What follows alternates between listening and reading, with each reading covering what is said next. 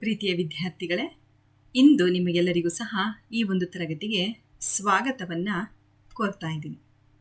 ನಾನು ಭದ್ರಾ ಪ್ರೌಢಶಾಲೆಯಲ್ಲಿ ಸಮಾಜ ವಿಜ್ಞಾನ ಶಿಕ್ಷಕಿಯಾಗಿ ಸೇವೆಯನ್ನು ಸಲ್ಲಿಸುತ್ತಿದ್ದೇನೆ. ಇಂದು ನಾವು 10ನೇ ತರಗತಿಯ ಸಮಾಜ ವಿಜ್ಞಾನದ ವಿಭಾಗವಾದಂತಹ ಇತಿಹಾಸದ ಅಧ್ಯಾಯ 2 ಬ್ರಿಟಿಷ್ ಆಳ್ವಿಕೆಯ ವಿಸ್ತರಣೆ. ಬ್ರಿಟಿಷ್ ಆಳ್ವಿಕೆಯ ವಿಸ್ತರಣೆ ಈ ಒಂದು ಅಧ್ಯಾಯದಲ್ಲಿ ಕಲಿಯುವಂತಹ ಕಲಿಕಾಂಶಗಳು ಯಾವುವು ಎಂದರೆ ಆಂಗ್ಲೋ ಮರಾಠ ಯುದ್ಧಗಳು, ಸಹಾಯಕ ಸೈನ್ಯ ಪದ್ಧತಿ, ಬ್ರಿಟಿಷ್ ಅಧಿಕಾರದ ಕ್ರೋಢೀಕರಣ, ಆಂಗ್ಲೋ ಸಿಖ್ ಯುದ್ಧಗಳು, ದತ್ತು ಮಕ್ಕಳಿಗೆ ಹಕ್ಕಿಲ್ಲ. ಈ ಎಲ್ಲ ಕಲಿಕಾಂಶಗಳನ್ನು ಇಂದು ನಾವು ಈ ಒಂದು ಅಧ್ಯಾಯದಲ್ಲಿ ಅಭ್ಯಾಸ ಮಾಡೋಣ. ಬ್ರಿಟಿಷರು ಕಾರ್ನೆಟಿಕ್ ಯುದ್ಧಗಳ ಮೂಲಕ ಭಾರತದಲ್ಲಿ ಯಾವುದೇ ಯುರೋಪ್ ದೇಶಗಳು ತಮ್ಮ ಎದುರಾಳಿಗಳಾಗಿ ನಿಲ್ಲದಂತೆ ಮಾಡಿದರು. ನೋಡಿ, ಬ್ರಿಟಿಷರು ಮತ್ತು ಫ್ರೆಂಚರ ನಡುವೆ 1ನೇ ಕರ್ನಾಟಿಕ್ ಯುದ್ಧ, 2ನೇ ಕರ್ನಾಟಿಕ್ ಯುದ್ಧ, 3ನೇ ಕರ್ನಾಟಿಕ್ ಯುದ್ಧ ಭಾರತದಲ್ಲಿ ನಡೆಯುತ್ತೆ. ಈ ಯುದ್ಧದಲ್ಲಿ ಸಂಪೂರ್ಣವಾಗಿ ಸೋತು ಅವನತಿಯನ್ನು ಫ್ರೆಂಚರು ಹೊಂದುತ್ತಾರೆ. ಫ್ರೆಂಚರ ನಂತರ ಬಂದಂತಹ ಯುರೋಪಿಯನ್ನರು ಯಾರೂ ಸಹ ಬ್ರಿಟಿಷರ ವಿರುದ್ಧ ಪ್ರತಿಸ್ಪರ್ಧಿಗಳಾಗಿ ನಿಲ್ಲಲ್ಲ. ಹಾಗಿದ್ದರಿಂದ ಇವರಿಗೆ ಭಾರತದಲ್ಲಿ ಯಾರೂ ಸಹ ಪ್ರತಿಸ್ಪರ್ಧಿಗಳಾಗಿರಲ್ಲ. ಯುರೋಪ್ ದೇಶದವರು ಯಾರೂ ಸಹ ಪ್ರತಿಸ್ಪರ್ಧಿಗಳಾಗಿ ನಿಲ್ಲಲ್ಲ. ಎಲ್ಲಿ? ಭಾರತದಲ್ಲಿ. ಯಾರಿಗೆ? ಬ್ರಿಟಿಷರಿಗೆ.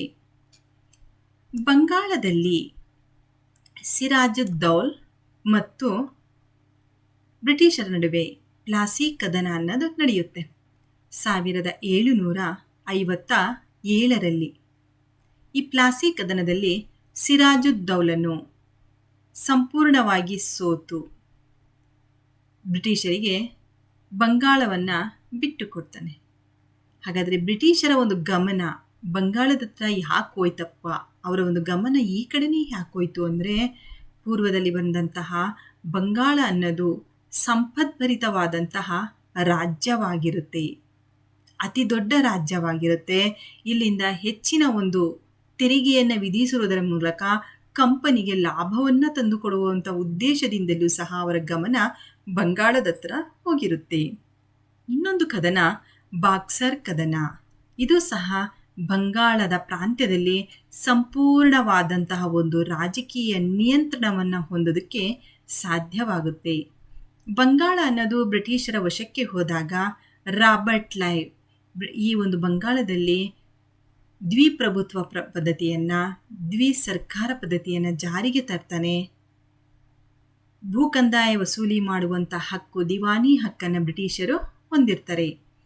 ನ್ಯಾಯ ಮತ್ತು ಆಡಳಿತ ಮಾಡುವಂತಹ ಒಂದು ಜವಾಬ್ದಾರಿ ನವಾಬನಿಗೆ ಹೋಗಿರುತ್ತೆ. ಹಾಗಾದರೆ ಬಂಗಾಳ ಅನ್ನೋದು ಬ್ರಿಟಿಷರ ವಶಕ್ಕೆ ಹೋಗುತ್ತೆ. 1765ರ ಹೊತ್ತಿಗೆ ಬಹುತೇಕ ಪೂರ್ವ ಭಾಗದ ಭಾರತದ ಮೇಲೆ ಪ್ರಭುತ್ವವನ್ನು ಸ್ಥಾಪನೆ ಮಾಡ್ತಾರೆ. ನೋಡಿ, ಈ ಭಾಗದಲ್ಲಿ ಪೂರ್ವ ಭಾಗದಲ್ಲಿ ಸಂಪೂರ್ಣವಾದಂತಹ ಒಂದು ಪ್ರಭುತ್ವವನ್ನು ಬ್ರಿಟಿಷರು ಮಾಡಿಕೊಳ್ತಾರೆ. ಇದ್ಯಾವುದು ಹೇಳಿ? ಬಂಗಾಳ. ಪಶ್ಚಿಮದಲ್ಲಿ ಮರಾಠರು, ದಕ್ಷಿಣದಲ್ಲಿ ಮೈಸೂರು ಒಡೆಯರು. ಅಂದರೆ ಮೈಸೂರಿನಲ್ಲಿ ಹೈದರಾಲಿ ಮತ್ತು ಟಿಪ್ಪು ಸುಲ್ತಾನ್ ಪ್ರತಿಸ್ಪರ್ಧಿಯಾಗಿ ಬ್ರಿಟಿಷರ ಒಂದು ವಿರೋಧವನ್ನು ಮಾಡ್ತಾರೆ. ಇಲ್ಲಿ ದಕ್ಷಿಣದಲ್ಲಿ ಮತ್ತು ಮಹಾರಾಷ್ಟ್ರದಲ್ಲಿ ಮರಾಠರು.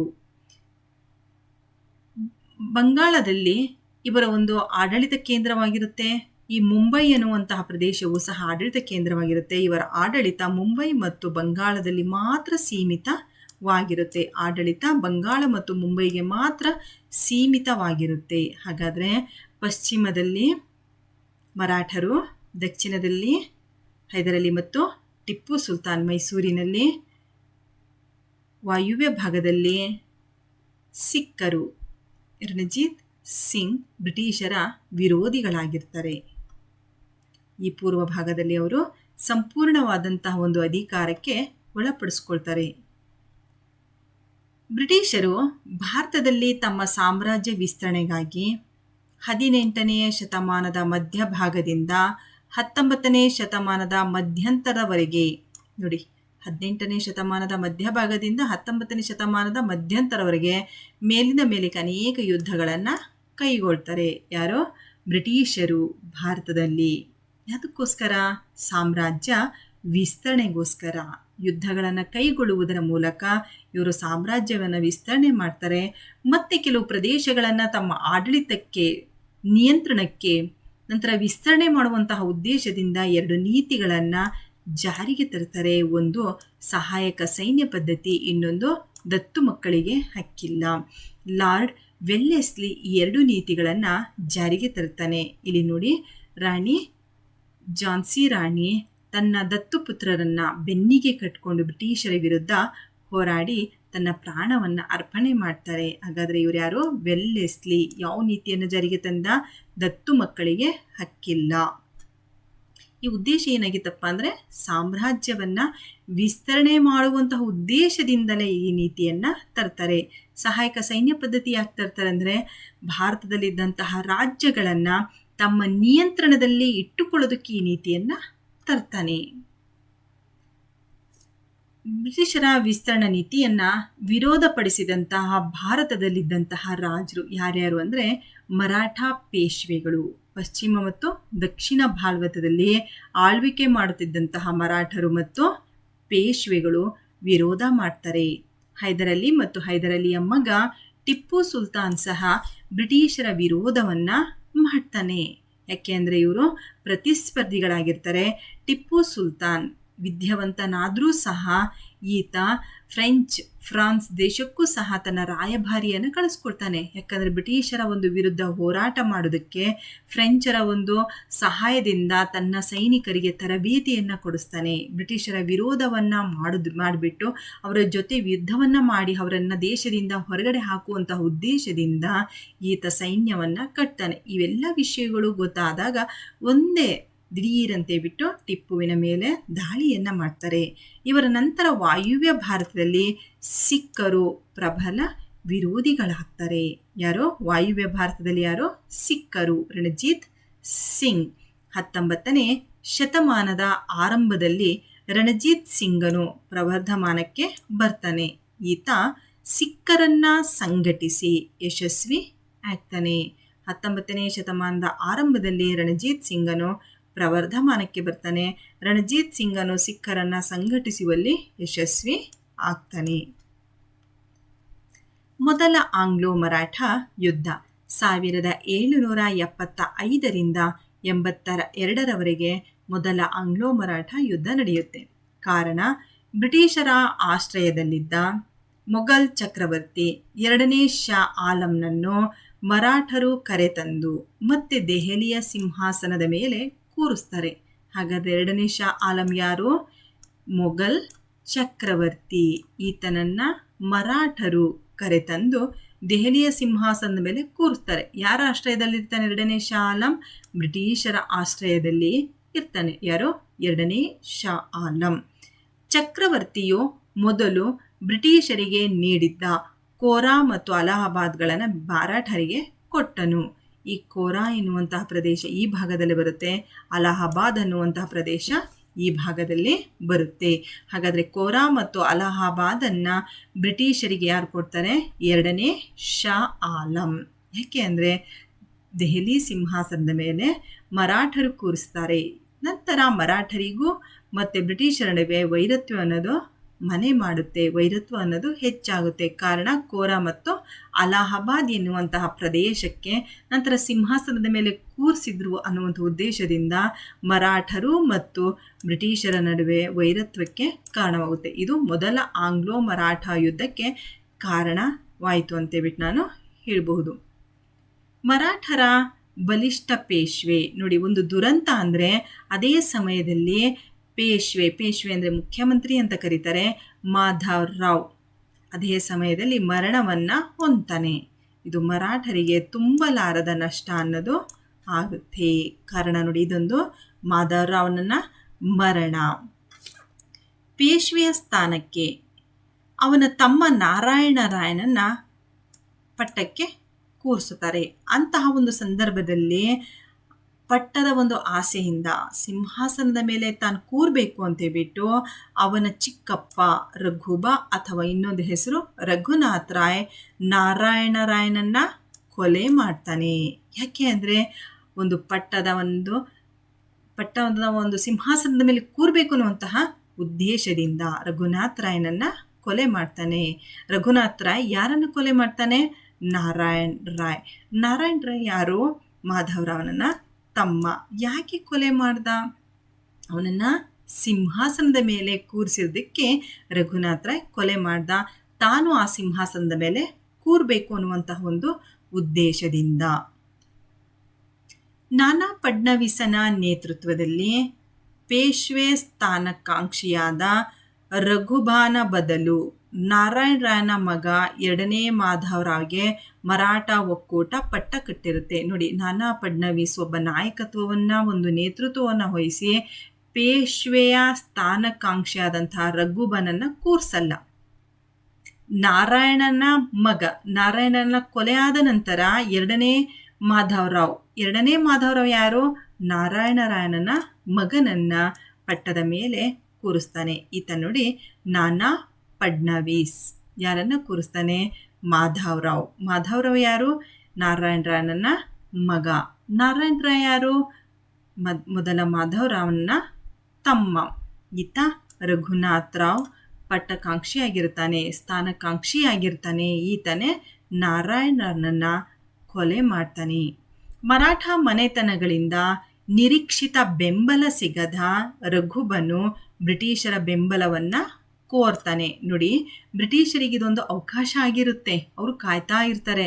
ಮರಾಠರು ಮೈಸೂರು ಒಂದು ಸಿಕ್ಕರ ಒಂದು ಸೈನ್ಯವನ್ನ ಸೋಲಿಸೋದಕ್ಕೆ ಅವರು ಕಾಯ್ತಾ ಇರ್ತಾರೆ. ಇಂತಹ ಒಂದು ಸಂದರ್ಭದಲ್ಲಿ ರಘುಬ ತಾನು ಮರಾಠರ ಒಂದು ಪೇಶ್ವೆ ಆಗಬೇಕು ಅನ್ನುವಂಥ ಉದ್ದೇಶದಿಂದ ಬ್ರಿಟಿಷರ ಹತ್ರ ಹೋಗಿ ಸಹಾಯವನ್ನ ಕೋರ್ತಾನೆ. ಬ್ರಿಟಿಷರು ಈ ಸಂದರ್ಭವನ್ನು ತಮ್ಮ ಲಾಭಕ್ಕೆ ಬಳಸಿಕೊಳ್ಳಲು ಯೋಚಿಸ್ತಾರೆ. ನೋಡಿ, ಬ್ರಿಟಿಷರು ಇದೇ ಒಂದು ಸಂದರ್ಭವನ್ನು ತಮ್ಮ ಲಾಭಕ್ಕೆ ಬಳಸಿಕೊಳ್ಳಲು ಪ್ರಾರಂಭ ಮಾಡ್ತಾರೆ.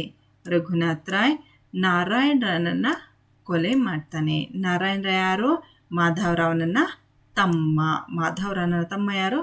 ನಾರಾಯಣರನ್ನ ಕೊಲೆ ಮಾಡ್ತಾನೆ ರಘುನಾಥ್ ರಾಯ್. ನಾರಾಯಣರನ್ನ ಮಗ ಎರಡನೇ ಮಾಧವರಾವ್ನನ್ನ ಪಟ್ಟದ ಮೇಲೆ ನಾನಾ ಫಡ್ನವೀಸ್ ಕೂರಿಸ್ತಾನೆ. ಆಗ ರಘುನಾಥ್ ರಾವ್ ಬ್ರಿಟಿಷರ ಹತ್ರ ಹೋಗ್ತಾನೆ. ಮೊದಲ ಆಂಗ್ಲೋ ಮರಾಠ ಯುದ್ಧದ ಒಂದು ನಡೆ. ಬ್ರಿಟಿಷರು ಮತ್ತು ಮರಾಠ ಒಕ್ಕೂಟಗಳ ನಡುವೆ 1775ರಿಂದ 82ರವರೆಗೆ ದೀರ್ಘವಾದಂತಹ ಯುದ್ಧ ಅನ್ನೋದು ಮರಾಠರಿಗೂ ಮತ್ತು ಬ್ರಿಟಿಷರ ನಡುವೆ ಪ್ರಾರಂಭವಾಗುತ್ತೆ. ಮರಾಠರು ಪ್ರಾರಂಭದಲ್ಲಿ ಯಶಸ್ಸನ್ನ ಸಾಧಿಸ್ತಾರೆ. ಮರಾಠರು ಅಹಮದಾಬಾದನ್ನು ಕಳೆದುಕೊಂಡರು. ನೋಡಿ, ಮರಾಠರು ಪ್ರಾರಂಭದಲ್ಲಿ ಯಶಸ್ಸನ್ನ ಪಡೆದ್ರೂ ಸಹ ಈ ಅಹಮದಾಬಾದನ್ನು ಕಳ್ಕೊಳ್ತಾರೆ. ಅಹಮದಾಬಾದ್ ಯಾರಿಗೋಯ್ತು? ಬ್ರಿಟಿಷರಿಗೆ ಹೋಯಿತು. ಮರಾಠ ಒಕ್ಕೂಟವು ಬ್ರಿಟಿಷರೊಂದಿಗೆ ಸಾಲ್ಬಾಯ್ ಒಪ್ಪಂದವನ್ನು ಮಾಡಿಕೊಂಡರು. ನೋಡಿ, ಬ್ರಿಟಿಷರೊಂದಿಗೆ ಯಾವ ಒಪ್ಪಂದ ಮಾಡಿಕೊಂಡ್ರು? ಸಾಲ್ಬಾಯ್ ಒಪ್ಪಂದವನ್ನು ಮಾಡಿಕೊಂಡ್ರು. ಏಕೆ ಮಾಡಿಕೊಂಡ್ರು ಅಂದರೆ ಮರಾಠರು ಯುದ್ಧವನ್ನು ಮುಂದುವರಿಸಲಾರದೆ. ಹಾಗಾದರೆ ಮೊದಲ ಆಂಗ್ಲೋ ಮರಾಠ ಯುದ್ಧ ಯಾವ ಒಪ್ಪಂದದಿಂದ ಕೊನೆಯಾಯಿತು? ಸಾಲ್ಬಾಯ್ ಒಪ್ಪಂದದಿಂದ ಕೊನೆಯಾಯಿತು. ಎರಡನೇ ಮಾಧವರಾವ್ನನ್ನ ಪೇಶ್ವೆಯಾಗಿ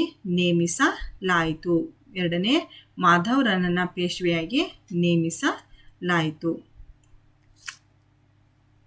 ಲಾರ್ಡ್ ವೆಲ್ಲೆಸ್ಲಿಯು ಸಾಮ್ರಾಜ್ಯ ವಿಸ್ತರಣಾ ನೀತಿಯನ್ನ ಜಾರಿಗೆ ತರ್ತಾನೆ. ನೋಡಿ, ಲಾರ್ಡ್ ವೆಲ್ಲೆಸ್ಲಿ ಈತ ಭಾರತದಲ್ಲಿ ಸಹಾಯಕ ಸೈನ್ಯ ಪದ್ಧತಿಯನ್ನು ಜಾರಿಗೆ ತರ್ತಾನೆ. ಏಕೆ ಅಂದರೆ ರಾಜ್ಯಗಳನ್ನು ತನ್ನ ನಿಯಂತ್ರಣಕ್ಕೆ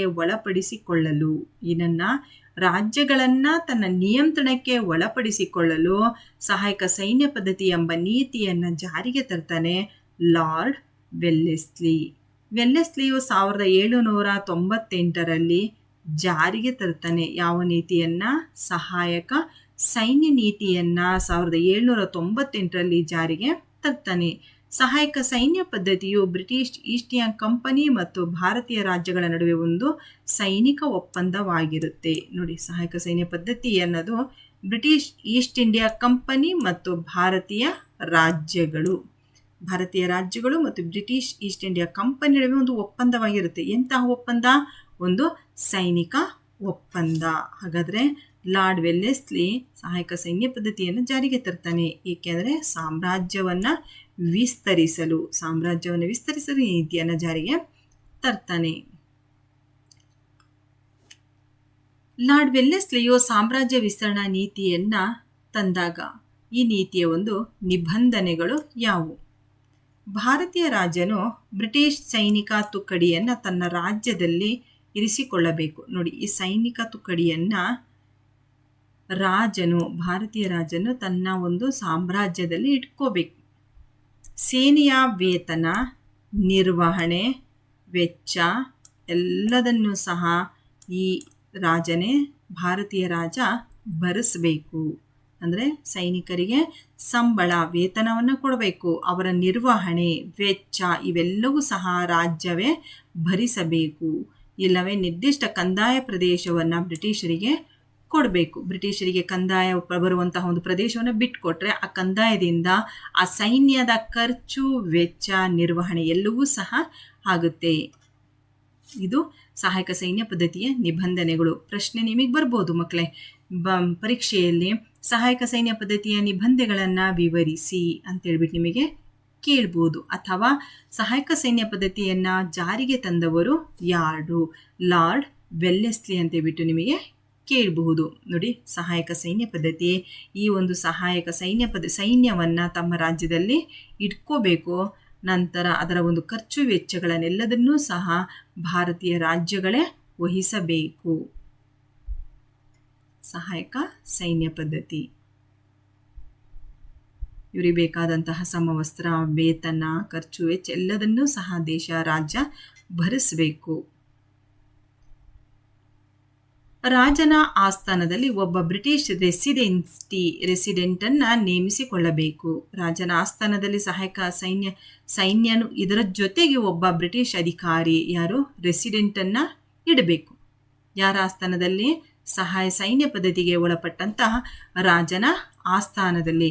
ಬ್ರಿಟಿಷರ ಅನುಮತಿ ಇಲ್ಲದೆ ಆಸ್ಥಾನದಲ್ಲಿ ಯಾವುದೇ ಯುರೋಪಿಯನ್ನರನ್ನು ನೇಮಿಸಿಕೊಳ್ಳುವಂತಿಲ್ಲ. ನೋಡಿ, ಆ ರಾಜನ ಆಸ್ಥಾನದಲ್ಲಿ ಯುರೋಪಿಯನ್ನರನ್ನು ನೇಮಿಸಿಕೊಳ್ಳಂಗಿಲ್ಲ. ಯಾರ ಅನುಮತಿ ಇಲ್ಲದೆ? ಬ್ರಿಟಿಷರ ಅನುಮತಿ ಇಲ್ಲದೆ ಅವರು ಯಾವರನ್ನು ಸಹ ತಮ್ಮ ರಾಜ್ಯದಲ್ಲಿ ಯುರೋಪಿಯನ್ನರನ್ನು ನೇಮಿಸಿಕೊಳ್ಳುವಂತಿಲ್ಲ. ಭಾರತದ ಯಾವುದೇ ರಾಜ್ಯಗಳೊಂದಿಗೆ ಯುದ್ಧ ಅಥವಾ ಸಂಧಾಯ ಮಾಡಿಕೊಳ್ಳಬೇಕಾದರೆ ಗವರ್ನರ್ ಜನರಲ್ನ ಸಮ್ಮತಿ ಬೇಕು. ಭಾರತದ ಯಾವುದೇ ರಾಜ್ಯಗಳೊಂದಿಗೆ ಯುದ್ಧ ಮಾಡಬೇಕು ಅಥವಾ ಒಪ್ಪಂದವನ್ನು ಮಾಡ್ಕೋಬೇಕಾದ್ರೆ ಗವರ್ನರ್ ಜನರಲ್ನ ಅನುಮತಿ ಅನ್ನೋದು ಪಡೆಯಲೇಬೇಕು. ಇದಕ್ಕೆ ಪ್ರತಿಯಾಗಿ ಕಂಪನಿಯು ಆ ರಾಜ್ಯಕ್ಕೆ ಆಂತರಿಕ ಮತ್ತು ಬಾಹ್ಯ ರಕ್ಷಣೆಯನ್ನು ಒದಗಿಸುವುದು. ಕಂಪನಿ ಆ ರಾಜ್ಯಕ್ಕೆ ಆಂತರಿಕ ಮತ್ತು ಬಾಹ್ಯ ರಕ್ಷಣೆಯನ್ನು ಒದಗಿಸುತ್ತಾನೆ. ಒಂದನೆಯದು ರೆಸಿಡೆನ್ಸಿಯನ್ನು ಇಟ್ಕೋಬೇಕು. ಯುದ್ಧ ಮಾಡಂಗಿಲ್ಲ, ಒಪ್ಪಂದ ಮಾಡ್ಕೊಳ್ಳಂಗಿಲ್ಲ. ಮಾಡ್ಕೋಬೇಕಾದ್ರೆ ಗವರ್ನರ್ ಜನರಲ್ನ ಅನುಮತಿ ಬೇಕು. ಒಬ್ಬ ಆಸ್ಥಾನದಲ್ಲಿ ಒಬ್ಬ ರೆಸಿಡೆಂಟ್ ಇರೋ ಜೊತೆಗೆ ಆಸ್ಥಾನದಲ್ಲಿ ಯಾವುದೇ ಯುರೋಪಿಯರ್ ಅಧಿಕಾರಿಗಳನ್ನು ಯಾರನ್ನೂ ಸಹ ನೇಮಕ ಮಾಡಿಕೊಳ್ಳುವ ಹಾಗೆಲ್ಲ. ಯಾರ ಅನುಮತಿ ಬೇಕು? ಬ್ರಿಟಿಷರ ಅನುಮತಿ ಪಡ್ಕೊಂಡು ನೇಮಿಸ್ಕೋಬೇಕು. ಅದ್ರ ಮುಂಚೆ ಯಾರನ್ನೂ ಸಹ ನೇಮಿಸ್ಕ ಮಾಡಂಗಿಲ್ಲ. ಪ್ರತಿಯಾಗಿ ಕಂಪನಿಯು ಆ ರಾಜ್ಯಕ್ಕೆ ಆಂತರಿಕ ಮತ್ತು ಬಾಹ್ಯ ರಕ್ಷಣೆಯನ್ನು ಒದಗಿಸುವುದು. ಇದು ಸಹಾಯಕ ಸೈನ್ಯ ಪದ್ಧತಿಯ ನಿಬಂಧನೆಗಳು ಅಂತೇಳ್ಬಿಟ್ಟು ನಾನು ಹೇಳಬಹುದು. ಸಹಾಯಕ ಸೈನ್ಯ ಪದ್ಧತಿಯ ಪರಿಣಾಮಗಳು.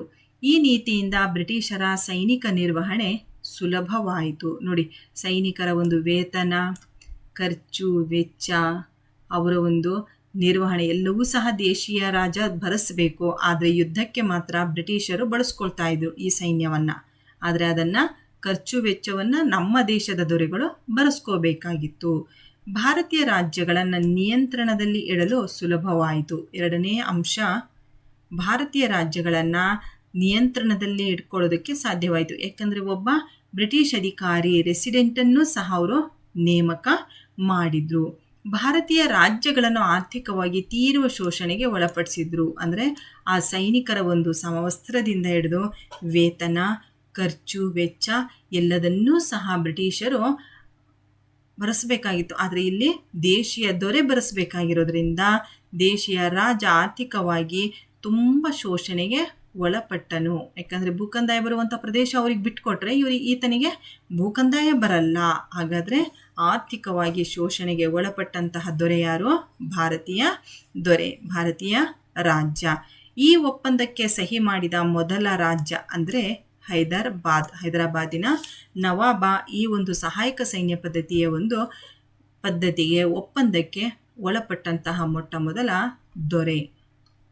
ನೋಡಿ, ಈತ ಹೈದರಾಬಾದ್ ನವಾಬ ಸಹಾಯಕ ಸೈನ್ಯ ಪದ್ಧತಿಗೆ ಒಳಪಟ್ಟಂತಹ ಮೊಟ್ಟ ಮೊದಲ ದೊರೆ ಅಂತೇಳ್ಬಿಟ್ಟು ನಾವು ಹೇಳಬಹುದು.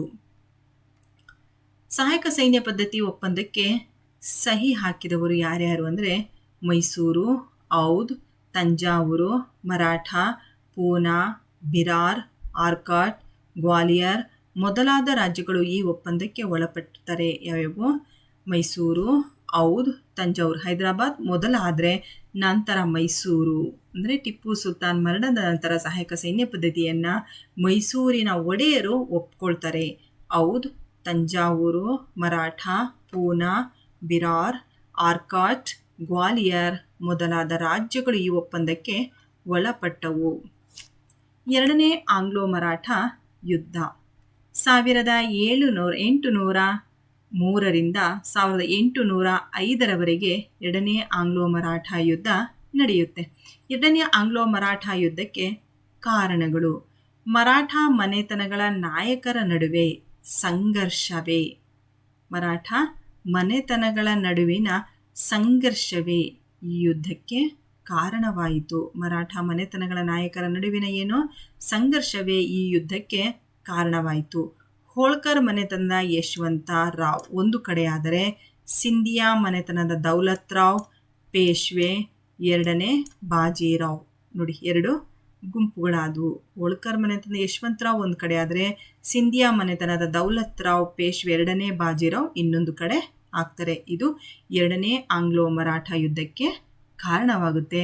ಎಷ್ಟರಲ್ಲಿ ನಡೆಯುತ್ತೆ? 1803 ರಿಂದ 1805 ಎರಡನೇ ಆಂಗ್ಲೋ ಮರಾಠ ಯುದ್ಧ ನಡೆಯುತ್ತೆ. ಮರಾಠ ಮನೆತನಗಳ ನಡುವೆ ಸಂಘರ್ಷ. ಬೋನ್ಸ್ಲೆ, ಸಿಂಧಿಯಾ, ಹೋಳ್ಕರ್ ಮತ್ತು ಪೇಶ್ವೆ ಇವರ ನಡುವೆ ನಡೆದಂತಹ ಒಂದು ಸಂಘರ್ಷವೇ ಎರಡನೇ ಆಂಗ್ಲೋ ಮರಾಠ ಯುದ್ಧಕ್ಕೆ ಕಾರಣವಾಗುತ್ತೆ.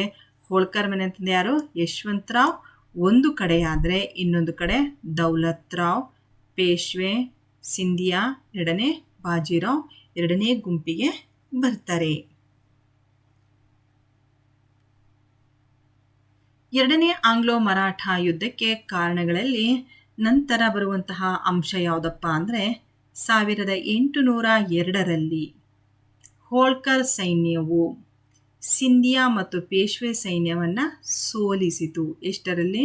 1802 ಹೋಳ್ಕರ್ ಸೈನ್ಯವು ಸಿಂಧಿಯಾ ಮತ್ತು ಪೇಶ್ವೆ ಸೈನ್ಯವನ್ನು ಸೋಲಿಸುತ್ತೆ. ಪೇಶ್ವೆ ಬ್ರಿಟಿಷರ ಸಹಾಯವನ್ನು ಯಾಚಿಸ್ತಾನೆ. ನೋಡಿ, ಮೊದಲ ಆಂಗ್ಲೋ ಮರಾಠ ಯುದ್ಧದಲ್ಲಿ ರಘುಬಾ ಬ್ರಿಟಿಷರ ಸಹಾಯವನ್ನು ಕೋರ್ತಾನೆ.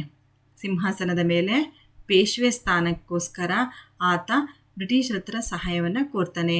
ಆದರೆ ಎರಡನೇ ಆಂಗ್ಲೋ ಮರಾಠ ಯುದ್ಧದಲ್ಲಿ ಪೇಶ್ವೆಯೇ ಬ್ರಿಟಿಷರ ಸಹಾಯವನ್ನು ಕೋರ್ತಾನೆ. ಯಾಕಂದರೆ ಹೋಳ್ಕರ್ ಸೈನ್ಯವು ಸಿಂಧಿಯಾ ಮತ್ತು ಪೇಶ್ವೆ ಸೈನ್ಯವನ್ನು ಸೋಲಿಸಿದಾಗ ಪೇಶ್ವೆ ಬ್ರಿಟಿಷರ ಒಂದು ಸಹಾಯವನ್ನು ಕೋರ್ತಾನೆ.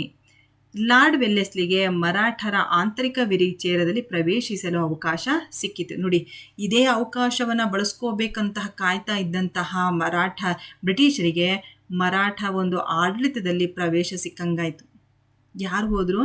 ಪೇಶ್ವೆನೇ ಸಹಾಯವನ್ನು ಕೋರ್ತಾನೆ. ಯಾರ ವಿರುದ್ಧ? ಹೋಳ್ಕರ್ ಸೈನ್ಯದ ವಿರುದ್ಧ ಸಹಾಯವನ್ನು ಕೋರಿದಾಗ ಬ್ರಿಟಿಷರಿಗೆ ಅನುಕೂಲ ಆಯಿತು, ಅವಕಾಶವಾಯಿತು. ಈತನೇ ಬ್ರಿಟಿಷರ ಒಂದು ಸಹಾಯವನ್ನು ಕೇಳಿದಾಗ ಪೇಶ್ವೆಯು ಬೆಸ್ಸಿನ್ ಒಪ್ಪಂದಕ್ಕೆ ಸಹಿ ಹಾಕುವ ಮೂಲಕ ಸಹಾಯಕ ಸೈನ್ಯ ಪದ್ಧತಿಯನ್ನು ಒಪ್ಕೊಂಡೇ ಬಿಡ್ತಾನೆ. ಯಾವ ಒಪ್ಪಂದ? ಬೆಸ್ಸಿನ್ ಒಪ್ಪಂದಕ್ಕೆ ಸಹಿ ಹಾಕುವ ಮೂಲಕ ಸಹಾಯಕ ಸೈನ್ಯ ಪದ್ಧತಿಯನ್ನು ಒಪ್ಕೊಳ್ತಾನೆ. ಪೇಶ್ವೆಯು ಸಹಾಯಕ ಸೈನ್ಯ ಪದ್ಧತಿಯನ್ನು ಒಪ್ಪಿದ್ದನ್ನು ವಿರೋಧಿಸ್ತಾರೆ. ಯಾರು? ಮರಾಠ ಮನೆತನದ ನಾಯಕರು. ಮರಾಠ ಮನೆತನಗಳು ಯಾರ್ಯಾರು? ಹೋಳ್ಕರ್, ಭೋಂಸ್ಲೆ, ಸಿಂಧಿಯಾ. ಈ 3 ಜನ ಪೇಶ್ವೆಯನ್ನು ವಿರೋಧಿಸ್ತಾರೆ. ಏಕೆ? ಸಹಾಯಕ ಸೈನ್ಯ ಪದ್ಧತಿ ಒಪ್ಕೊಂಡಿದ್ದಕ್ಕೆ. ಅಂದರೆ ಬೆಸ್ಸಿನ್ ಒಪ್ಪಂದಕ್ಕೆ ಸಹಿ ಹಾಕುವ ಮೂಲಕ ಸಹಾಯಕ ಸೈನ್ಯ ಪದ್ಧತಿಗೆ ಒಳಪಡ್ತಾನೆ. ಭೋಂಸ್ಲೆ, ಸಿಂಧಿಯಾ ಮೊದಲಾದ ಮರಾಠ ಮನೆತನಗಳು ಒಗ್ಗೂಡ್ತವೆ. ಇಲ್ಲಿ ನೋಡಿ, ಅಲಹಾಬಾದ್. ಕೋರಾ ಮತ್ತು ಅಲಹಾಬಾದ್ ಯಾರಿಗೋಗಿತ್ತಿದ್ದು? 2ನೇ ಶಾ ಆಲಂ ಬ್ರಿಟಿಷರಿಗೆ ಕೊಟ್ಟಿದ್ದ. ನಂತರ ಆಶ್ರಯದಲ್ಲಿದ್ದಾಗ ಬ್ರಿಟಿಷರಿಗೆ ಕೊಟ್ಟಿದ್ದ. ಯಾವಾಗ 2ನೇ ಶಾ ಆಲಂನನ್ನು ಮರಾಠರು ಆಶ್ರಯವನ್ನು ಕೊಡ್ತಾರೆ, ಆಗ ಅಲಹಾಬಾದ್ ಮತ್ತು ಕೋರಾ ಬ್ರಿಟಿಷರಿಗೆ ಹೋಗುತ್ತೆ, ಮರಾಠರಿಗೆ ಹೋಗುತ್ತೆ. ಇವ್ರು ನೋಡಿ, ಮಲಾವರಾವ್ ಮತ್ತು ಹೋಳ್ಕರ್ 3ನೇ ಆಂಗ್ಲೋ ಮರಾಠ ಯುದ್ಧದಲ್ಲಿ ಇವರು ಬರ್ತಾರೆ. ಪ್ರತಾಪ ಸಿಂಹ, ಅಪ್ಪ ಸಾಹೇಬ, ಮಲ್ಲಾರಾವ್.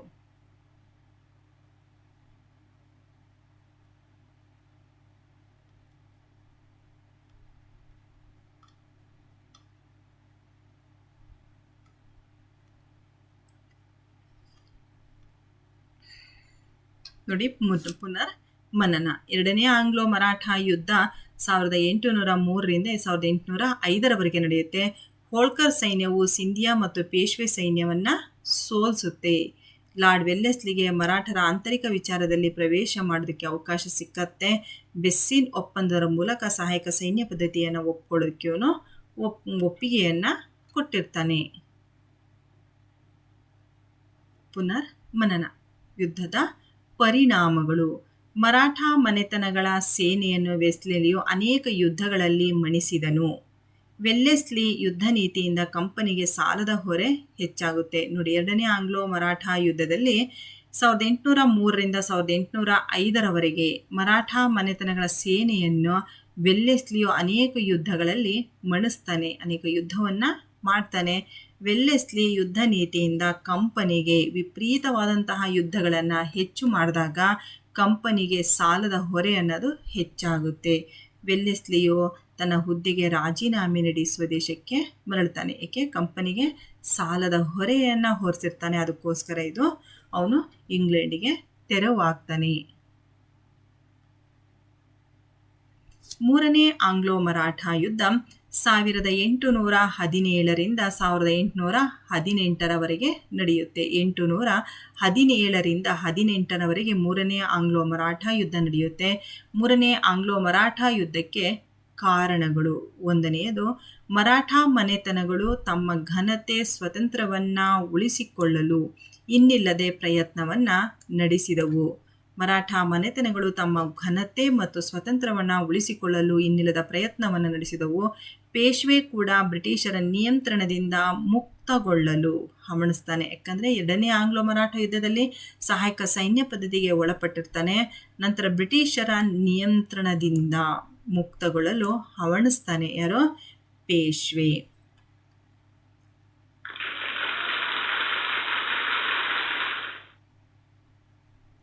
ಮೂರನೇ ಆಂಗ್ಲೋ ಮರಾಠ ಯುದ್ಧದ ಒಂದು ನಡೆ ನೋಡಿ. ಅಪ್ಪ ಸಾಹೇಬ ಮಲ್ಲಾರಾವ್ ಹೋಳ್ಕರ್. ಮೂರನೇ ಆಂಗ್ಲೋ ಮರಾಠ ಯುದ್ಧದ ಒಂದು ನಡೆ. 1817ರಲ್ಲಿ ಪೇಶ್ವೆಯು ಪೂನಾದಲ್ಲಿ ಬ್ರಿಟಿಷ್ ರೆಸಿಡೆನ್ಸಿಯ ಮೇಲೆ ದಾಳಿ ನಡೆಸಿ ಸುಟ್ಟನು. ಪೇಶ್ವೆ ಪೂನಾದಲ್ಲಿ ಬ್ರಿಟಿಷ್ ರೆಸಿಡೆನ್ಸಿಯ ಮೇಲೆ ದಾಳಿ ಮಾಡಿ ಅವನನ್ನು ಸುಟ್ಟು ಹಾಕ್ತಾನೆ. ನಾಗಪುರದ ಅಪ್ಪ ಸಾಹೇಬ ಮತ್ತು ಮಲ್ಲಾರಾವ್ ಹೋಳ್ಕರ್ ಕೂಡ ಬ್ರಿಟಿಷರ ವಿರುದ್ಧ ದಂಗೆಯನ್ನು ಹೇಳ್ತಾರೆ. ಫಸ್ಟು ಪೇಶ್ವೆ ಮುಖ್ಯಮಂತ್ರಿ ದಂಗೆಯನ್ನು ಹೇಳ್ತಾನೆ. ಯಾರ ವಿರುದ್ಧ? ರೆಸಿಡೆನ್ಸಿಯ ಮೇಲೆ. ಅದೇ ಸಂದರ್ಭದಲ್ಲಿ ನಾಗಪುರದ ಅಪ್ಪ ಸಾಹೇಬ ಮತ್ತು ಮಲ್ಲಾರಾವ್ ಹೋಳ್ಕರ್ ಕೂಡ ಬ್ರಿಟಿಷರ ವಿರುದ್ಧ ದಂಗೆ ಹೇಳ್ತಾರೆ, ಎದ್ದು ಸೋತೋಗ್ತಾರೆ.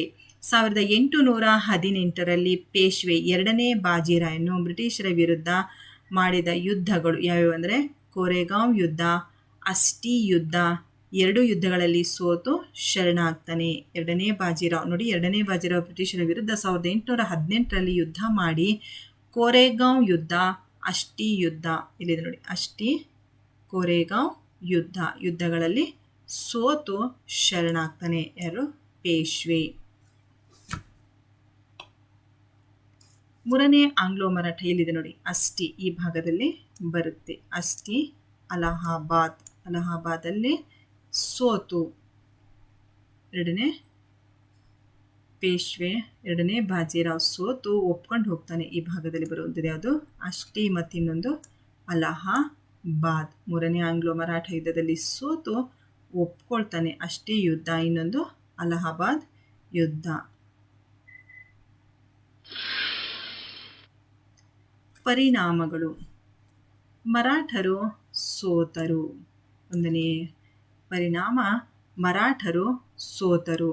ಬ್ರಿಟಿಷರು ಪೇಶ್ವೆ ಪದವಿಯನ್ನು ರದ್ದುಗೊಳಿಸಿ, ಬ್ರಿಟಿಷರು ಪೇಶ್ವೆ ಪದವಿಯನ್ನು ರದ್ದು ಮಾಡ್ತಾರೆ. ಮುಖ್ಯಮಂತ್ರಿ ಪದವಿಯನ್ನೇ ತೆಗೆದು ಹಾಕ್ತಾರೆ, ರದ್ದುಗೊಳಿಸ್ತಾರೆ. ಬಾಜಿರಾಯನಿಗೆ ವಿಶ್ರಾಂತಿ ವೇತನ, ಪೆನ್ಷನ್, ರಿಟೈರ್ಡ್ ಆದಮೇಲೆ ಪೆನ್ಷನ್ ಕೊಡ್ತಾರಲ್ಲ ಅದನ್ನು ಕೊಡ್ತಾರೆ. ಯಾರಿಗೆ? ಬಾಜಿರಾಯ್ಗೆ. ಯಾಕಂದರೆ ಪೇಶ್ವೆ ಪದವಿಯನ್ನು ರದ್ದು ಮಾಡ್ತಾರೆ. ನಂತರ ವೇತನವನ್ನು, ವಿಶ್ರಾಂತಿ ವೇತನವನ್ನು ಅವರು ಕೊಡ್ತಾರೆ. ಇದರ ಬದಲಿಗೆ ಶಿವಾಜಿಯ ವಂಶಸ್ಥ ಯಾರು? ಪ್ರತಾಪ ಸಿಂಹನನ್ನು ಸಣ್ಣ ರಾಜ್ಯ ಯಾವುದು? ಸತಾರ. ಪ್ರತಾಪ ಸಿಂಹ ಯಾರು? ಶಿವಾಜಿಯ ವಂಶಸ್ಥ. ಪ್ರತಾಪ ಸಿಂಹನನ್ನು ಸಣ್ಣ ರಾಜ್ಯ ಸತಾರದಲ್ಲಿ ಪ್ರತಿಷ್ಠಾಪಿಸಿ ಮರಾಠರ ಸಾಂಪ್ರದಾಯಿಕ ಮುಖಂಡನಾಗಿಸುವ ಮೂಲಕ ಪ್ರತಿರೋಧವನ್ನು ನಿಗ್ರಹಿಸ್ತಾರೆ. ಅಂದರೆ ವಿರೋಧವನ್ನು ಕಟ್ಕೊಂಡಿರ್ತಾರೆ ಮರಾಠರು. ಅದನ್ನು ತಪ್ಪಿಸೋದಕ್ಕೋಸ್ಕರ ಶಿವಾಜಿಯ ವಂಶಸ್ಥ ಯಾರೋ ಪ್ರತಾಪ ಸಿಂಹನನ್ನು ಸತಾರದಲ್ಲಿ ರಾಜನನ್ನಾಗಿ ಮಾಡ್ತಾರೆ, ಸಾಂಪ್ರದಾಯಿಕ ಮುಖಂಡರನ್ನಾಗಿ ಮಾಡ್ತಾರೆ. ಯಾಕಪ್ಪ ಅಂದರೆ ಮರಾಠರ ಪ್ರತಿರೋಧವನ್ನು ತಪ್ಪಿಸೋದಕ್ಕೋಸ್ಕರ ಅವರು ಈ ರೀತಿಯಾಗಿ ಮಾಡ್ತಾರೆ. ವಿದ್ಯಾರ್ಥಿಗಳೇ, ಇಲ್ಲಿಯವರೆಗೆ ಒಂದನೇ ಆಂಗ್ಲೋ ಮರಾಠ ಯುದ್ಧ, ಎರಡನೇ ಆಂಗ್ಲೋ ಮರಾಠ ಯುದ್ಧ, ಮೂರನೇ ಆಂಗ್ಲೋ ಮರಾಠ ಯುದ್ಧ 1817ರಿಂದ 1818ರವರೆಗೆ ನೋಡಿದ್ರಿ. ಅಂದರೆ ಮರಾಠರಿಗೂ ಮತ್ತು ಬ್ರಿಟಿಷರ ನಡುವೆ ಯುದ್ಧ ಆಗುತ್ತೆ. ಒಂದನೆಯದು ಸಾಲ್ಬಾಯ್ ಒಪ್ಪಂದ, ಬೆಸ್ಸಿನ್ ಒಪ್ಪಂದ.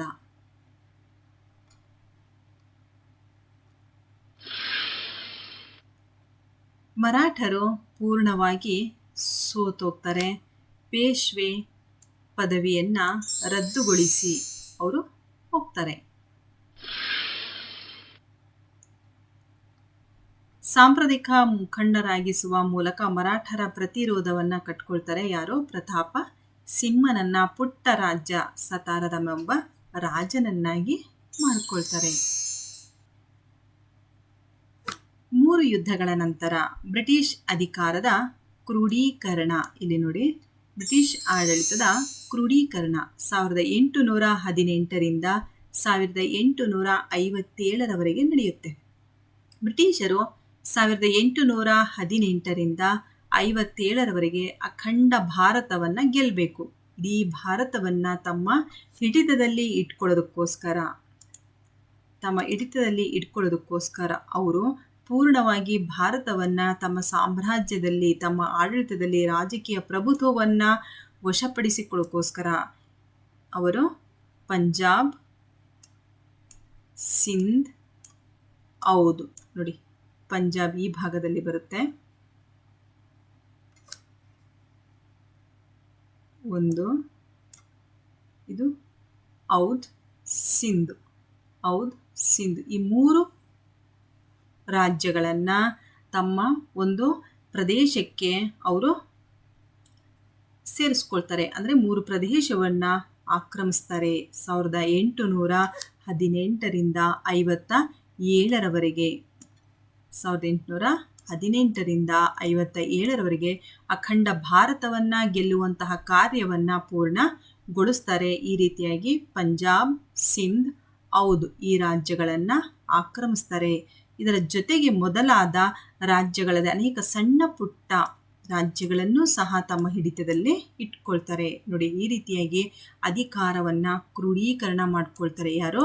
ಬ್ರಿಟಿಷರು. 1818ರಿಂದ 1857ರವರೆಗೆ ಅಖಂಡ ಭಾರತವನ್ನು ಗೆಲ್ಲುವ ಕಾರ್ಯವನ್ನು ಪೂರ್ಣಗೊಳಿಸುವುದರ ಮೂಲಕ ಈ 3 ರಾಜ್ಯಗಳನ್ನು ತಮ್ಮ ವಶಕ್ಕೆ ಪಡ್ಕೊಳ್ತಾರೆ, ಆಕ್ರಮಿಸ್ಕೊಳ್ತಾರೆ. ಪಂಜಾಬ್, ಸಿಂಧ್, ಹೌದು, ಇದಕ್ಕೋಸ್ಕರ ಮೊದಲ ಆಂಗ್ಲೋ ಯುದ್ಧ.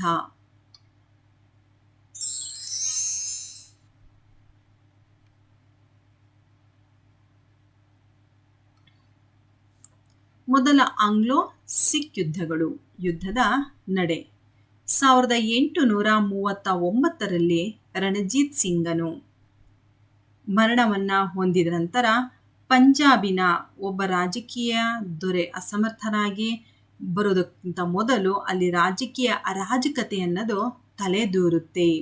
1809ರಲ್ಲಿ ನಿರಂತರ ಮೈತ್ರಿ ಒಪ್ಪಂದವನ್ನು ಉಲ್ಲಂಘಿಸಿ ಪಂಜಾಬನ್ನು ಆಕ್ರಮಿಸಲು ಬ್ರಿಟಿಷರು ಸಂಚನ್ನು ಹೂಡ್ತಾರೆ. 1809ರಲ್ಲಿ ನಿರಂತರ ಮೈತ್ರಿ ಒಪ್ಪಂದವನ್ನು ಉಲ್ಲಂಘಿಸಿ ಪಂಜಾಬನ್ನು ಆಕ್ರಮಿಸಲು ಒಂದು ಸಂಚನ್ನು ಬ್ರಿಟಿಷರು ಹಾಕ್ಕೊಂಡಿರ್ತಾರೆ.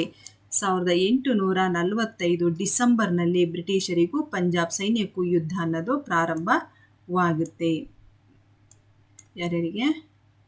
ಪಂಜಾಬ್ ಸೈನ್ಯಕ್ಕೂ ಬ್ರಿಟಿಷರಿಗೂ 1845ರಲ್ಲಿ, ಅಂದರೆ ಪಂಜಾಬನ್ನು ಸಹ ಆಕ್ರಮಿಸಿದ ನಂತರ ಮತ್ತೆ ನಿರಂತರ ಮೈತ್ರಿ ಒಪ್ಪಂದ ಮಾಡಿಕೊಂಡ್ಮೇಲೆ ಇದರ ಮೇಲೆ ಕಣ್ಣಿದ್ದಾಗ ಬ್ರಿಟಿಷರಿಗೂ ಮತ್ತು ಪಂಜಾಬಿನ ಸೈನ್ಯದ ನಡುವೆ ಯುದ್ಧ ಅನ್ನೋದು ಪ್ರಾರಂಭವಾಗುತ್ತೆ. ವಿದೇಶಿಯರಿಂದ ಇರಬಹುದಾದ ಅಪಾಯವನ್ನು ಅರಿತ ಹಿಂದೂ, ಮುಸಲ್ಮಾನ್, ಸಿಖ್ಖರೆಲ್ಲರೂ ಒಂದಾಗ್ತಾರೆ. ನೋಡಿ, ಇಲ್ಲಿ ಒಂದಾಗುವಂತಹ ಅವಕಾಶ ಅನ್ನೋದು ದೊರೆಯುತ್ತೆ. ಅವರ ಶೌರ್ಯವನ್ನು ಮೆರಿತಾರೆ. ಇಲ್ಲಿ ಮೈಸೂರಿನಲ್ಲಿ ಹೈದರಾಲಿ ಮತ್ತು ಟಿಪ್ಪು ಸುಲ್ತಾನ್, ಮರಾಠರು ಮತ್ತು ಸಿಖ್ಖರು ಇವರೆಲ್ಲರೂ ಸಹ ಒಟ್ಟುಗೂಡಲು ಒಂದು ಅವಕಾಶ ಅನ್ನೋದು ಇಲ್ಲಿ ಅವರಿಗೆ ಆಗುತ್ತೆ. ಕೆಲವು ದೇಶದ್ರೋಹಿಗಳು ಈ ಒಂದು ಸುದ್ದಿಯನ್ನು ಅವ್ರಿಗೆ ಕೊಟ್ಟಾಗ ಈ 3 ಒಕ್ಕೂಟಗಳು ಸೋಲನ್ನು ಒಪ್ತಾರೆ. ಸಿಖ್ಖರು ಸೋಲನ್ನು ಒಪ್ಪಿದಾಗ ಲಾಹೋರ್ ಒಪ್ಪಂದಕ್ಕೆ 1846ರಲ್ಲಿ ಒಪ್ಪಂದವನ್ನು ಅವರು ಮಾಡಿಕೊಳ್ತಾರೆ. 1846ರಲ್ಲಿ ಲಾಹೋರ್ ಒಪ್ಪಂದವನ್ನು ಸಿಖ್ಖರು ಮಾಡಿಕೊಂಡು ಅಂದಿನಿಂದ ಬ್ರಿಟಿಷ್ ರೆಸಿಡೆಂಟನ್ನು ಪಂಜಾಬಿನ ನಿಜವಾದ ಆಡಳಿತಗಾರನಂತೆ ಬಿಟ್ಟಲ್ಲಿ ಮಾಡ್ತಾರೆ.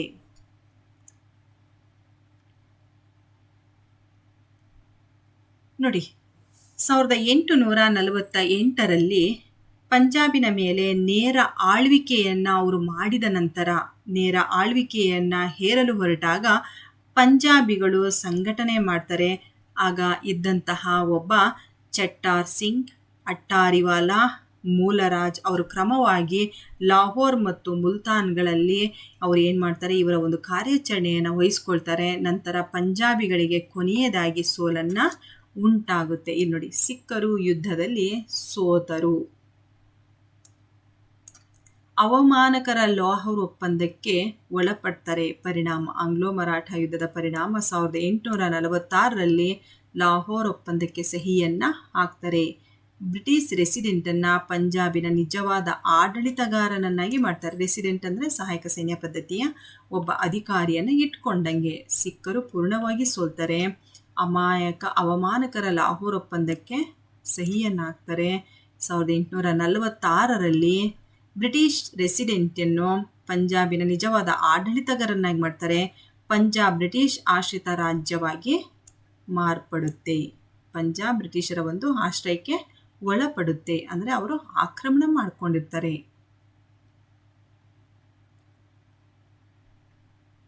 ಈತ ಯಾರು ಹೇಳ್ರಿ?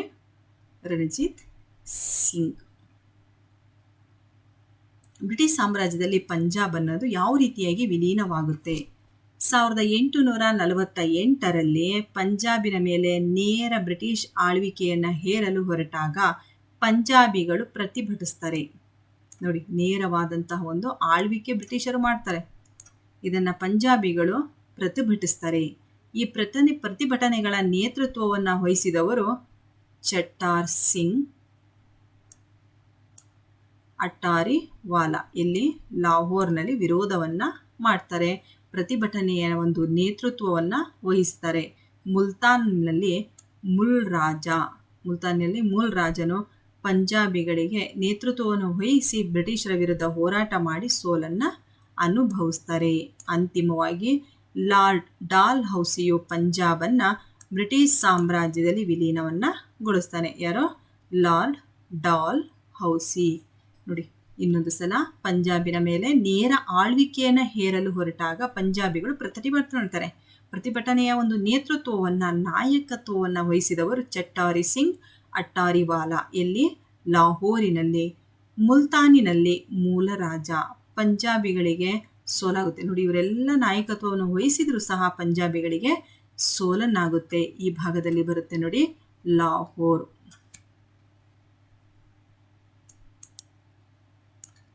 ಮೂಲ್ ರಾಜ. ಪಂಜಾಬಿಗಳಿಗೆ ಸೋಲಾಗಿ ಅಂತಿಮವಾಗಿ ಲಾರ್ಡ್ ಡಾಲ್ ಹೌಸಿಯು ಪಂಜಾಬನ್ನು ಬ್ರಿಟಿಷ್ ಸಾಮ್ರಾಜ್ಯದಲ್ಲಿ ವಿಲೀನವನ್ನು ಗೊಳಿಸ್ತಾನೆ.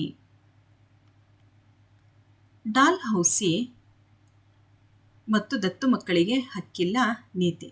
1848ರಲ್ಲಿ ಭಾರತಕ್ಕೆ ಗವರ್ನರ್ ಜನರಲ್ ಆಗಿ ಬಂದ ಡಾಲ್ ಹೌಸಿಯು ಭಾರತದ ಎಲ್ಲ ದೇಶೀಯ ಸಂಸ್ಥಾನಗಳನ್ನು ಬ್ರಿಟಿಷ್ ಸಾಮ್ರಾಜ್ಯದಲ್ಲಿ ವಿಲೀನಗೊಳಿಸುವ ಅಂತಿಮ ಪ್ರಯತ್ನವನ್ನು ನಡೆಸ್ತಾನೆ. ಡಾಲ್ ಹೌಸಿಯು ತನ್ನ ವಿಸ್ತರಣಾ ನೀತಿಯನ್ನು ದತ್ತು ಮಕ್ಕಳಿಗೆ ಹಕ್ಕಿಲ್ಲ ಎಂಬ ನೀತಿಯ ಮೂಲಕ ಸಾಧಿಸ್ತಾನೆ. ಹಾಗಾದರೆ ಡಾಲ್ ಹೌಸಿ ಯಾವ ನೀತಿಯನ್ನು ತರ್ತಾನೆ? ದತ್ತು ಮಕ್ಕಳಿಗೆ ಹಕ್ಕಿಲ್ಲ. ಈ ನೀತಿಯ ನಿಯಮಗಳು: ಯಾವ ರಾಜನಿಗೆ ಮಕ್ಕಳಿಲ್ಲದೆ ಮೃತನಾದರೆ ಅವನು ದತ್ತು ತೆಗೆದುಕೊಂಡಿದ್ದ ಪುತ್ರನಿಗೆ ಉತ್ತರಾಧಿಕಾರದ ಹಕ್ಕಿಲ್ಲ. ನೋಡಿ, ಪುತ್ರನಿಗೆ ಉತ್ತರಾಧಿಕಾರ, ಪಟ್ಟಾಭಿಷೇಕ ಕಟ್ಟಂಗಿಲ್ಲ, ಅಂದರೆ ಸಿಂಹಾಸನದ ಮೇಲೆ ಕೂರಿಸಂಗಿಲ್ಲ. ಅಂತಹ ರಾಜ್ಯಗಳನ್ನು ಬ್ರಿಟಿಷ್ ಸಾಮ್ರಾಜ್ಯದಲ್ಲಿ ವಿಲೀನಗೊಳಿಸಬೇಕು. ನೋಡಿ, ದತ್ತು ಯಾರು ತಗೊಂಡಿರ್ತಾರೋ ಆ ಸಾಮ್ರಾಜ್ಯವನ್ನು ಬ್ರಿಟಿಷ್ ಸಾಮ್ರಾಜ್ಯದಲ್ಲಿ ಸೇರಿಸಬೇಕು. ಈ ನೀತಿಗೆ ಒಳಪಟ್ಟಂತಹ ರಾಜ್ಯಗಳು ಯಾವ್ಯಾವು ಅಂದರೆ ಸತಾರಾ, ಜೈಪುರ್, ಸಂಬಲ್ಪುರ್, ಉದಯ್ಪುರ್, ಝಾನ್ಸಿ, ನಾಗಪುರ್ ಪ್ರಮುಖವಾದವು. ಈ ಭಾಗದಲ್ಲಿ ಬರುತ್ತೆ ನೋಡಿ. ಜೈಪುರ್, ಉದಯ್ಪುರ್, ಝಾನ್ಸಿ, ನಾಗಪುರ್, ಸತಾರಾ ಇವೆಲ್ಲವೂ ಪ್ರದೇಶದಲ್ಲಿ ದತ್ತು ಮಕ್ಕಳಿಗೆ ಹಕ್ಕಿಲ್ಲ ನೀತಿಗೆ ಒಳಪಟ್ಟು ಇದೆಲ್ಲವೂ ಸಹ ಬ್ರಿಟಿಷರ ಒಂದು ಸಾಮ್ರಾಜ್ಯಕ್ಕೆ ಒಳಪಡುತ್ತೆ. ದತ್ತು ಮಕ್ಕಳಿಗೆ ಹಕ್ಕಿಲ್ಲ ಅನ್ನುವಂತಹದನ್ನು ಕೇಳಿದ್ರಿ. ಹಾಗಾದರೆ ಮಕ್ಕಳ, ಈಗ ನೀವು ಒಂದು ಗೃಹ ಪಾಠ ಮನೆಯಲ್ಲಿ ಕುಳಿತು ನೀವು ಈ ಪ್ರಶ್ನೆಯನ್ನು ಬರ್ಕೊಂಡು ಇದಕ್ಕೆ ಆನ್ಸರನ್ನು ಬರ್ಕೊಂಡು ನಿಮ್ಮ ಶಿಕ್ಷಕರಿಗೆ ತೋರಿಸಬೇಕು. ನಾನು ಹೇಳೋದನ್ನು ಬರ್ಕೊಳ್ಳಿ. 1ನೇ ಆಂಗ್ಲೋ ಮರಾಠ ಯುದ್ಧಕ್ಕೆ ಕಾರಣಗಳು ಮತ್ತು ಪರಿಣಾಮಗಳು ಯಾವುವು ವಿವರಿಸಿ. 2ನೇ ಆಂಗ್ಲೋ ಮರಾಠ ಯುದ್ಧಕ್ಕೆ ಕಾರಣ ಮತ್ತು ಪರಿಣಾಮಗಳನ್ನು ತಿಳಿಸಿ. ಸಹಾಯಕ ಸೈನ್ಯ ಪದ್ಧತಿಯ ನಿಬಂಧನೆಗಳು ಯಾವುವು? ದತ್ತು ಮಕ್ಕಳಿಗೆ ಹಕ್ಕಿಲ್ಲ ಎಂಬ ನೀತಿಯ ಬಗ್ಗೆ ಟಿಪ್ಪಣಿಯನ್ನು ಬರೆಯಿರಿ. ನಿಮ್ಮ ಸಹಪಾಠಿಗಳ ಜೊತೆಗೆ ಚರ್ಚಿಸಿ ಈ ಪ್ರಶ್ನೆಗಳಿಗೆ ಉತ್ತರವನ್ನು ಬರ್ಕೊಳ್ಳಿ. ಹಾಗಾದರೆ ಮಕ್ಕಳ, ಈ ಒಂದು ಅಧ್ಯಾಯದಲ್ಲಿ ಮೊದಲ ಆಂಗ್ಲೋ ಮರಾಠ ಯುದ್ಧ, 2ನೇ ಆಂಗ್ಲೋ ಮರಾಠ ಯುದ್ಧ, 3ನೇ ಆಂಗ್ಲೋ ಮರಾಠ ಯುದ್ಧ, ನಂತರ ಸಹಾಯಕ ಸೈನ್ಯ ಪದ್ಧತಿಯ ನಿಬಂಧನೆಗಳು, ಸಹಾಯಕ ಸೈನ್ಯ ಪದ್ಧತಿಗೆ ಒಳಪಟ್ಟಂತಹ ರಾಜ್ಯಗಳು ಯಾವುವು, ನಂತರ ಬ್ರಿಟಿಷ್ ಅಧಿಕಾರದ ಕ್ರೋಢೀಕರಣ, ಆಂಗ್ಲೋ ಸಿಖ್ ಯುದ್ಧಗಳು, ದತ್ತು ಮಕ್ಕಳಿಗೆ ಹಕ್ಕಿಲ್ಲ. ಎಲ್ಲ ಕಲಿಕಾಂಶಗಳನ್ನು ಅರ್ಥ ಮಾಡ್ಕೊಂಡಿದ್ದೀರಾ? ಮತ್ತೊಮ್ಮೆ ನೀವು ಮನೆಯಲ್ಲಿ ಕುಳಿತು ಪುನರ್ಮನನ ಮಾಡುವುದರ ಮೂಲಕ ಈ ಪ್ರಶ್ನೆಗೆ ಉತ್ತರವನ್ನು ಬರೆಯಿರಿ. ಪರೀಕ್ಷೆಗೆ ಸಿದ್ಧತೆಯನ್ನು ನಡೆಸ್ಕೊಳ್ಳಿ. ಹಾಗಾದರೆ ಅರ್ಥ ಆಗಿದೆ ಅಂತ ತಿಳ್ಕೊಂಡು ಈ ಒಂದು ತರಗತಿಯನ್ನು ಮುಗಿಸುತ್ತೇನೆ. ಧನ್ಯವಾದಗಳು.